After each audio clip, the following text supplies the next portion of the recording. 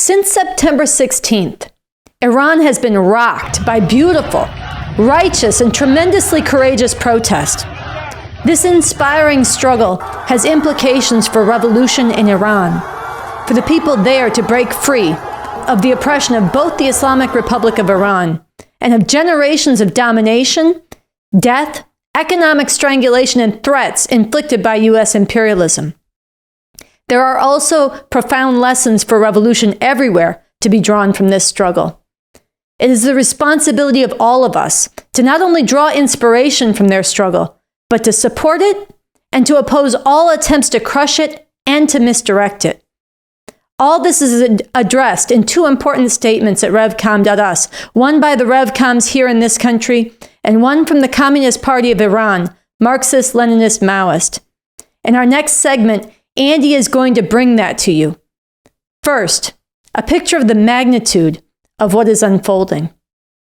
The outpourings in Iran were sparked after Mahsa Amini, a 22-year-old young woman from the Kurdish region of northwest Iran, was taken into custody by Iran's notorious morality police for allegedly violating their laws, mandating that all women wear a head covering called a hijab. While in custody, she suffered a severe blow to the head and went into a coma. 3 days later, she died. Mahsa's death was more than one young woman's life cut short. Her death concentrates generations of enslavement of women by Iran's fascist Islamic fundamentalist regime. This hatred of women is a core pillar of Iran's reactionary and repressive theocratic regime that has disappeared, tortured, and slaughtered thousands who have dared to rise up against it, and which has politically imprisoned dissidents, artists, journalists, feminists, labor activists, environmentalists, lawyers, and communist revolutionaries. It is fury against all of this that is now erupting in over 80 Iranian cities and towns, including in key strongholds of allegiance to the Islamic regime. Those rising up are not just demanding an end to the hijab laws or a few broader reforms.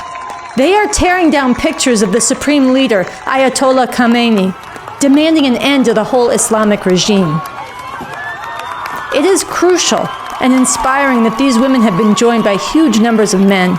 It's spectacular to see the joy with which hijabs are going up in flames, to see students and teachers at more than 20 universities go out on strike, to read about women who themselves still want to wear the hijab, supporting and feeding young protesters, even opening their doors to offer protection when protesters are chased down by police. To see those rising up, refusing to be cowed, even as dozens have been killed. To see protesters saying Mahsa Amini's name all over the world, from Germany to Brazil, from Canada to Cyprus, from Syria to UC Berkeley, the Netherlands, Turkey, Lebanon, Chile, New York City, Belgium, Greece, and far beyond. Our hearts are with the women and men rising up in Iran. Their fight is our fight, and it is from this perspective, and with a profound feeling of responsibility to the women and men rising up, and to the hope that this has ignited around the world, that we share this next segment from Andy.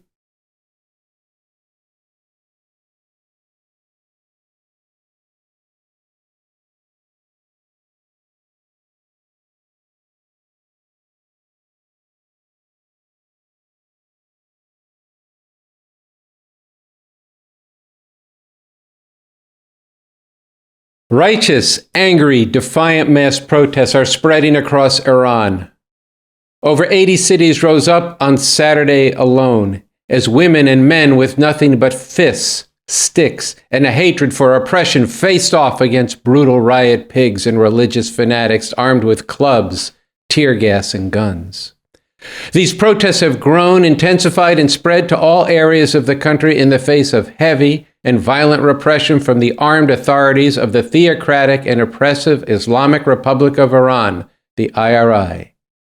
Now ask yourself, what could cause such a ferocious and courageous uprising? For decades, women in Iran have been forced to cover up their bodies and hair with hijab, or headscarves, as if their very beings were something to be hidden, confined, and controlled, as if they must be ashamed of their very human existence, all on the dictate of Islamic religious authorities. And if they dared defy this, then they were accosted on the streets by so-called morality police, beaten and or arrested, and sometimes sent for re-education. Resistance has always gone on against this, but this summer saw the resistance become increasingly public, defiant, and organized. September 13th, when police arrested 22-year-old Mahsa Amini for improperly wearing her hijab, and she ended up dead 3 days later. And when pictures leaked out of her badly beaten body in intensive care, exposing the police lie of a heart attack, it was finally just too much. Dozens of people have been confirmed killed in clashes with security forces. Yet people have reached the point where they are willing to die for justice. Those are our people dancing in the flames. This is our blood running through the streets. These are our hearts beating with the defiance of liberation. 3 key points. 1. This mass uprising against the Dark Ages theocratic rule of the religious authorities is righteous and needs to be supported by everyone seeking a better world. All attempts at repression by the IRI need to be opposed. The Communist Party of Iran, Marxist, Leninist, Maoist, bases itself on the new communism brought forward by Avakian. The CPI-MLM is fighting, in their words, quote, the struggle to eradicate every form of oppression and exploitation through communist revolution and the establishment of the new Socialist Republic of Iran. The existence and the work of such a party is a great strength for this struggle and for the people of the world, end quote. As that party declared in their initial statement on these protests, titled Compulsory Hijab and Murder of Women, Key Tools of the Fascist Islamic Republic of Iran to Strangle the Whole Society, they said, quote, the murder of women like Mahsa Amini is an existential necessity for the Islamic Republic. Overthrowing this regime is also an existential necessity for women and for the liberation of all oppressed and exploited in society. The religious, fascist character of the Islamic Republic is embodied in the repression of women who do not give in to servile relationships imposed on it, end quote. Point number 2. This mass uprising opens up real possibilities for overthrowing the theocratic regime. It sharply raises the question to millions of what will it take to finally get free. We encourage everyone to go to Revcom.us and to read and to spread the statements of the CPI-MLM on this recent upsurge, including their statement, the burial of the compulsory hijab, the burial of the integration of religion with the state has begun. Let's finish it. And to support their efforts to bring forth and lead what is needed. A hallmark and defining feature of the CPI-MLM and the new communism of Avakian is a deep analysis of how the oppression of women is interwoven into the capitalist imperialist system, and how the struggle for the liberation of women and against all forms of patriarchal oppression is a driving force for revolution. The struggle of women to be free of tradition's chains is not something off to the side of revolution. It is a key part, a driving force, both before and after the revolution, of the world process of emancipating all of humanity and a world free of all exploitation, oppression, and antagonistic social divisions. Point 3. Joe Biden, as the leading representative of U.S. imperialism and atop the system of capitalism imperialism that enforces these relations of oppression, stated at the UN General Assembly in New York, quote, today we stand with the brave citizens and brave women of Iran, who right now are demonstrating to secure their basic rights, end quote. This is complete and utter bullshit, but it is also ominous. First, on the bullshit. Educate yourself to the actual reality of what the U.S. has done in Iran and to the Iranian people. From 1953 down to today, the through line that marks U.S. action towards Iran is America's attempts, one way or another, to dominate the Iranian people and Iran's resources in service of U.S. imperial interests. This is taking many forms through the years, from carrying out violent coups to brutal puppets, from fomenting wars to sanctions that punished and tortured Iran's people.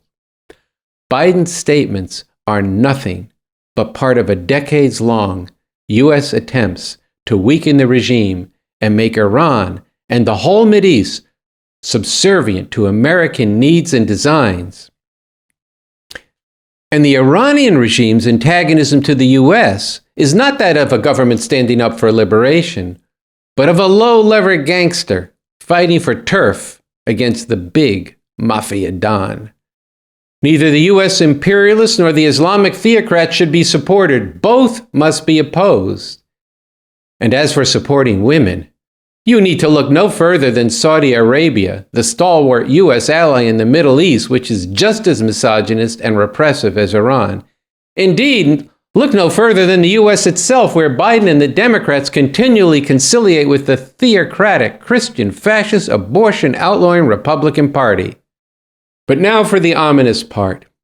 The U.S. regards Iran as a bone in its throat and will very possibly use not only economic and diplomatic pressure, but other forms of intervention, including by working through and with Israel to subvert the Iranian people's struggle and restore outright U.S. domination. These imperialists must not be allowed to pervert this struggle to their own reactionary ends. And as a key part of this, we need to get into and help spread everywhere the news and the meaning of the struggle, as well as the statements and the documents of the Communist Party of Iran, MLM, which fights today for the liberation of Iranian women as part of the overall process of socialist revolution.